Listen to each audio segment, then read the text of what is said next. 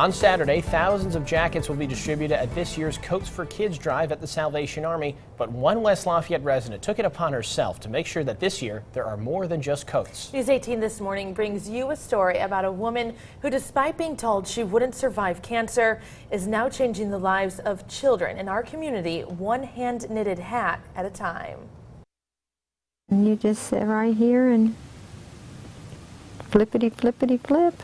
Everywhere Carol Houston goes, her needles and yarn go with her. The 63-year-old West Lafayette resident spends day in and day out knitting hats for children. You got to keep your yarn loose. But knitting wasn't always her passion. Her love for the arts came 4 years ago when she was diagnosed with a rare form of lung cancer. Because of my shaking, I can't paint anymore. So here I sat so sick, I couldn't do anything.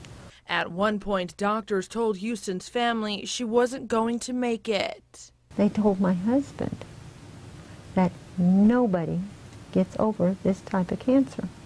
But even though she's down to just 77 pounds, Houston continues to beat the odds, all while making a difference in thousands of children's lives. You just can't imagine the warmth that goes through your body to see this child so happy. Before Houston got sick, she'd spend her time volunteering at the Salvation Army. She says although she can't volunteer her time anymore, she wasn't ready to cut her tight-knitted ties to the organization just yet. So instead, she donated nearly 600 of her handcrafted hats to this year's Coats for Kids drive. At least I'm helping people and I'm doing something, and life's just not poof passing me by, you know? You wonder oftentimes, what can one person do? 575 items right here from somebody who's 77 pounds. Wow, it's amazing. I don't think this is the only thing the Lord has for me to do before I leave this earth. I think there's still something else.